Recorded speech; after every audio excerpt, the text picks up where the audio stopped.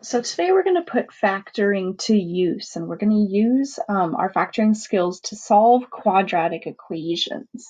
So before we do that, let's review just a little bit and go back a step to our factored form of quadratic equations. Remember how that helped us find the x-intercepts or the roots of any parabola.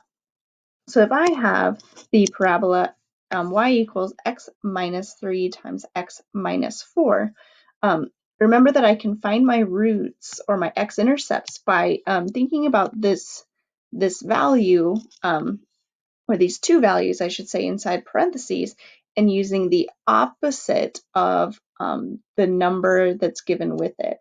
So for instance, if I have x minus 3, the opposite of negative 3 is positive 3. So one of my x-intercepts is going to be x equals 3, or the point 3, 0. And my other x-intercept is going to be at the opposite of negative 4, or x equals positive 4, or the point 4, 0.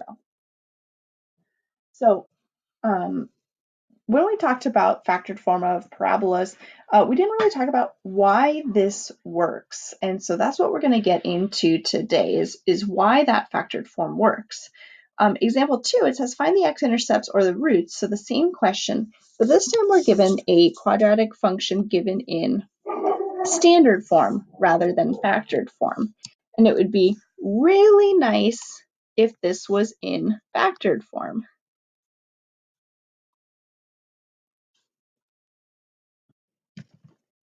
So if this was in factored form, we could find those x-intercepts no problem. As it turns out, we know how to factor, right? We know how to put something in factored form given standard form. So it's in standard form. It has a greatest common factor of 1, and we have an a value of 1, a b value of 14, and a c value of 45. So when I take my a times my c value, or 1 times 45, I get 45. And I'm going to list all my factors of 45. So 1 and 45, 3 and 15, 5 and 9. And I need the two factors that add up to my b value of 14. So since 5 plus 9 equals 14, I'm going to choose those. So then x squared plus 14x plus 45 gets split up. That 14x becomes 5x and 9x. Oops, that should be a plus. And then we are factoring. So x squared and 5x have an x in common, leaving behind x plus 5. 9x plus 45 both have a positive 9 in common, again leaving an x plus 5. So when we write this in factored form, we get x plus 5 times x plus 9. And so now that this is in factored form, we can see, we're going to have x-intercepts at negative 5 and negative 9. So again, we know we can use the factored form. We know we can move something from standard form to factored form, but we still don't really, we haven't really talked about why this works. And so it comes down to something called the zero product property. And believe it or not, you actually already know the zero product property. You just may not have heard it called that. So the zero product property is pretty straightforward. It says that if an expression a times b equals 0, so a or b could be numbers, they could be variables, they could be expressions, whatever they are, if a times b equals 0, then either a is equal to 0 or b is equal to 0. There's no other way to get a product equal to 0 unless one or both of the expressions involved is 0 itself. So the zero product property says that if an expression, if a product is equal to 0, then at least one of the expressions involved must itself be equal to 0. So let's put this to use. Example 3 says find the solutions of the quadratic function 0 equals x plus 3 times x minus 4. So knowing that we've got these two products, we've got this expression x plus 3 and an expression x minus 4, and they multiply to equal 0, then either the first expression must equal 0 or the second expression must equal 0. And so we're going to basically set this up to cover both of our bases here. We're going to say, well, either one could be a possibility, so let's check out both. So I take my two expressions and I set them equal to 0. So from here, I'm solving for x. So if x plus 3, we want to subtract 3 from both sides, and we get x is equal to negative 3. And then for my other one, if x minus 4 is equal to 0, I'm going to add 4 to both sides, and I get x is equal to 4. So when we solve this, we have two solutions, either x equals negative 3 or x equals 4. Now, can we check this? Absolutely. We can check this by plugging our values back in. So let's see what happens when x is negative 3.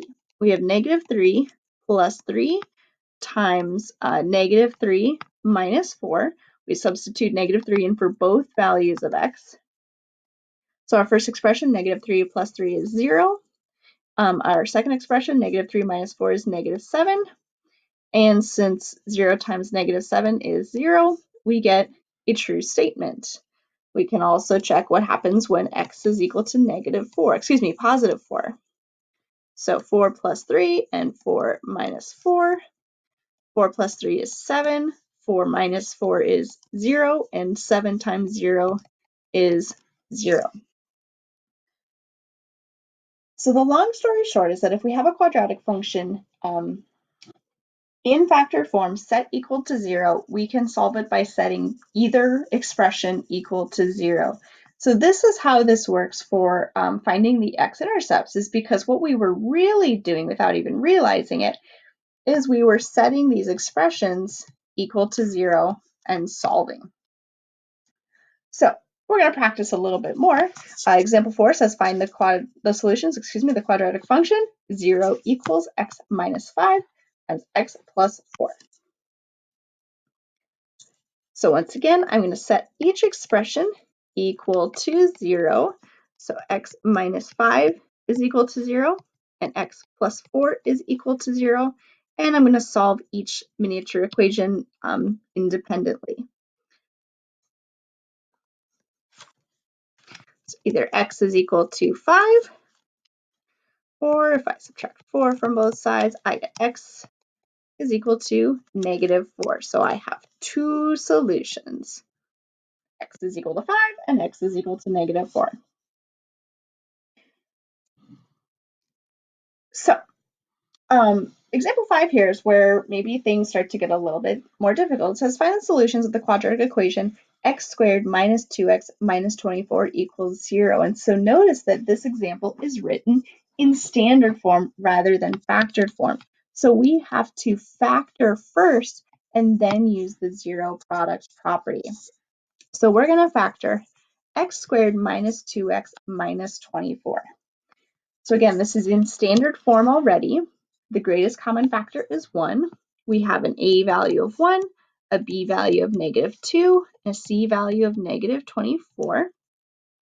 So we're going to multiply a times c, or 1 times negative 24, and we get negative 24. So we need the factors of negative 24 that add up to negative 2. So I'm just going to make my list. Again, there's no shame in making a list here if it helps us keep our thoughts organized. Positive 12, let's see, 3 and negative 8, negative 3 and positive 8, and then I think we're almost there, 4 and negative 6, negative 4 and positive 6. So since 4 and negative 6 add up to negative 2, that's the pair we're going to want. So we're going to set this up as x squared minus 2x minus 24. I'm just going to rewrite that a little bit bigger, and I'm going to split up my middle term here. Negative 2x will become a positive 4x minus 6x. So I'll have x squared and minus 24, and then that equals 0 is just going to kind of hang out for a little bit. So when I split this in half, again, I'm thinking of my greatest common factor of both sides. So x squared plus 4x has a greatest common factor of x, leaving behind x plus 4. And then negative 6x minus 24. Again, I know that I want my remainder to be x plus 4, so I'm going to have to factor out a negative 6 from each term. That's how I'll get a negative 6x minus 24. So when I write this in my final factor form, remember I'm not quite done factoring until it's all set up as two binomials. Then I set this equal to 0. So when we were first factoring, this would have been it. We would have been all done, but we're not quite done yet because we're solving for x. So we needed a statement, an answer that says x equals a number. So I'm going to set each expression, each binomial equal to 0.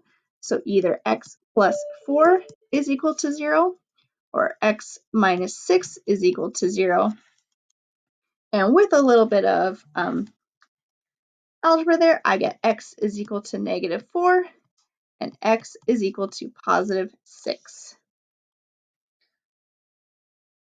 Now again, we can always check this. That's one of the great things about this process. Even though this is a pretty challenging topic and it takes a lot of work, it's not all for nothing. We can always check our answers.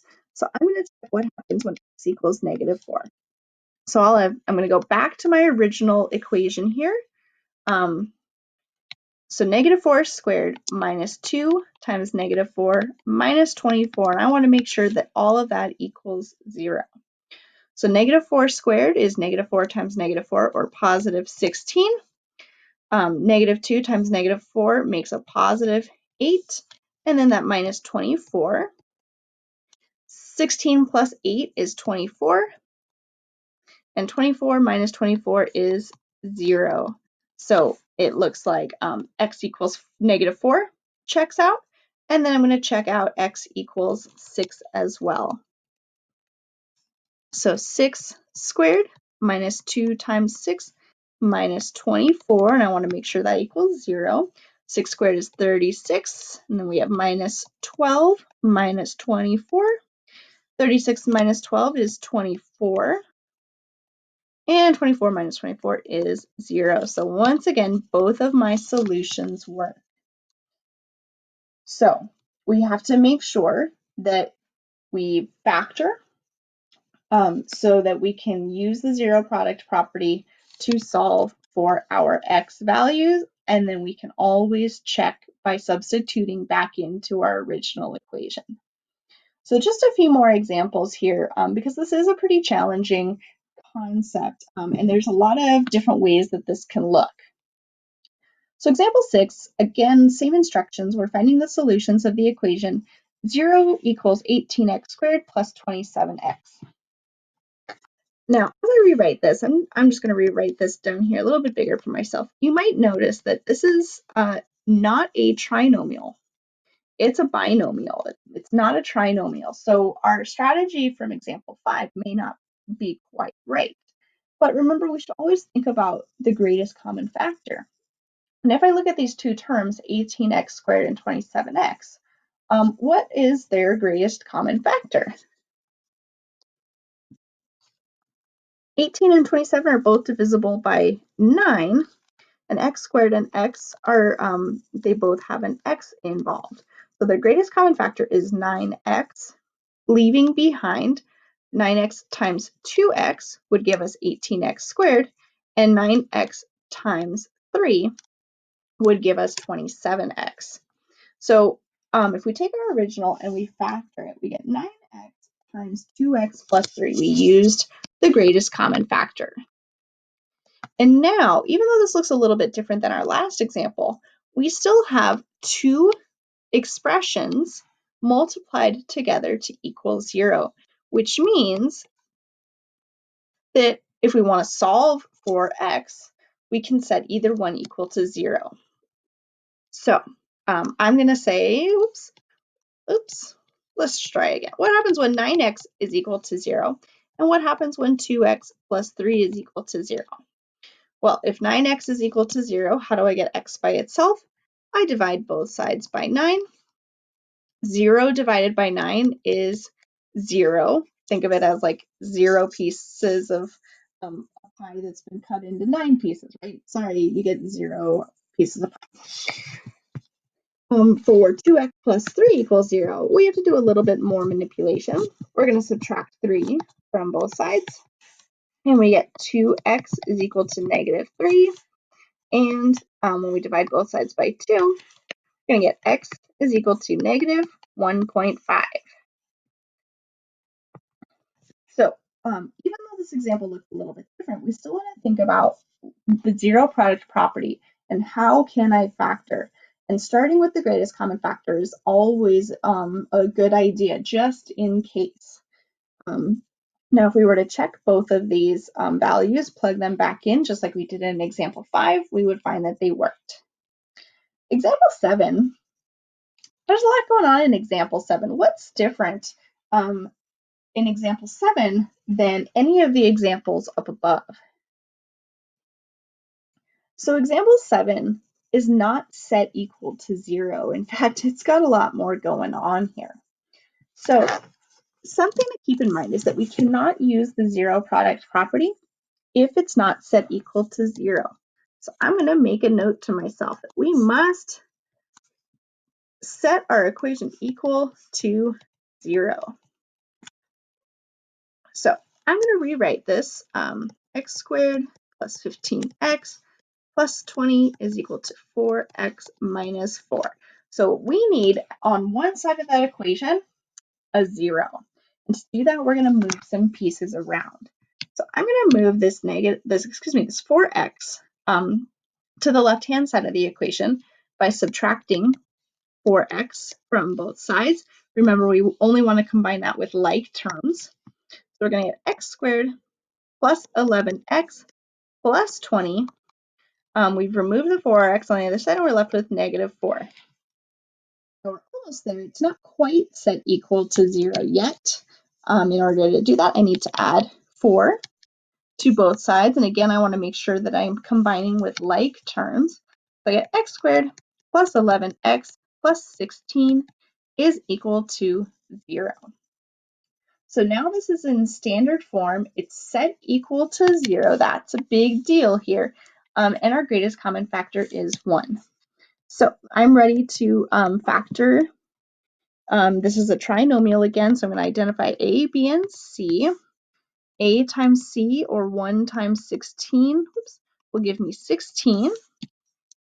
So my factors of 16 are 1 and 16. Let's see. Oops. You guys see what I did wrong there? This is not, 20 plus 4 is not 16. 20 plus 4 is 24. Wowee. How come nobody let me know? This is why I need you guys to be back in class. Have I told you lately that I miss you?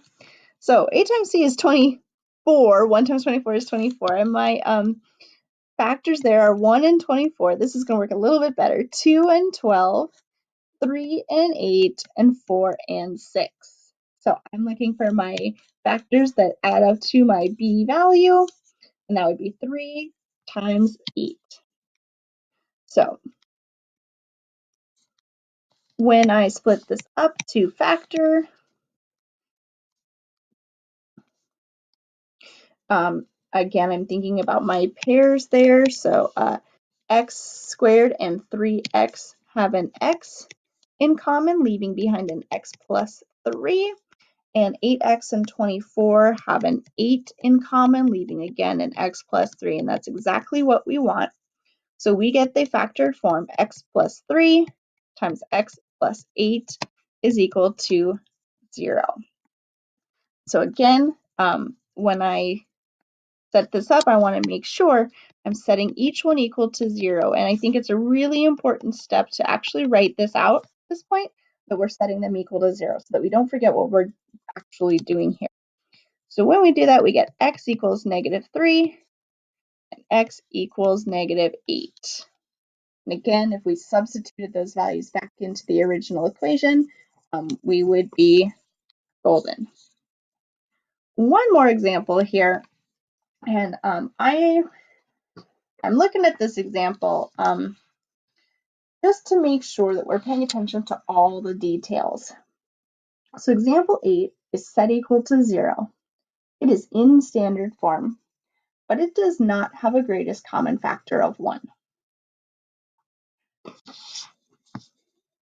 -3x squared, 30x, and -48 are all divisible by 3 and -3. Now watch what happens here. If I factor out a -3, what am I left with? I'm left with x squared minus 10x plus 16. So basically, I'm just dividing each of those coefficients by -3. And this is kind of helpful here because I get that x squared. I get a positive a value, which is just, I think, makes this a little bit easier. So from here, we're going to factor x squared minus 10x plus 16. Now this -3 out in front, we're gonna wait on that for just a moment. And I'm going to factor my x squared minus 10x plus 16. So my a value is 1, my b value is -10, and my c value is 16.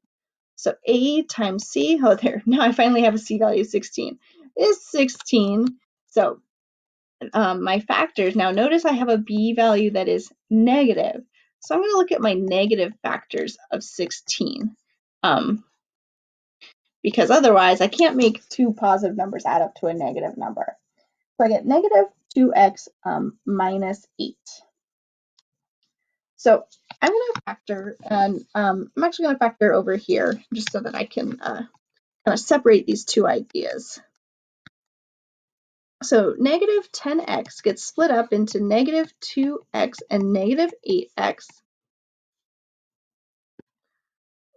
And then when I factor each pair, the GCF, I'm going to get x times x minus 2. And again, I could factor out an 8 from both of these pieces, -8x and 16, but that wouldn't give me the right remainder. So I need to factor out a -8 to get an x minus 2. So when I factor this, I get x minus 2 and x minus 8.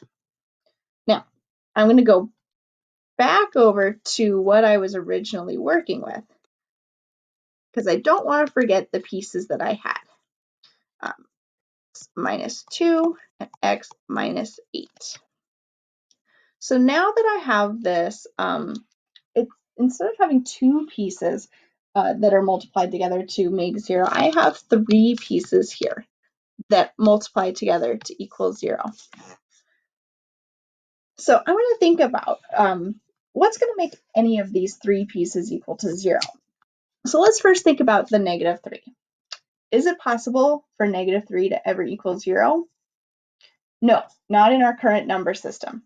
So I'm not going to worry about that. But I can set each of these other expressions equal to 0. So that -3 actually doesn't play a huge role in our answer, but I think it made our work just a little bit easier. So we're almost done. We're going to set each expression equal to 0 and solve. So either x equals 2, x equals 8. So the zero product property makes the solving a heck of a lot easier. It's the factoring, I think, that is the hardest part. So we're still practicing with this. We're still learning. So you're gonna make mistakes. You're gonna do some silly things.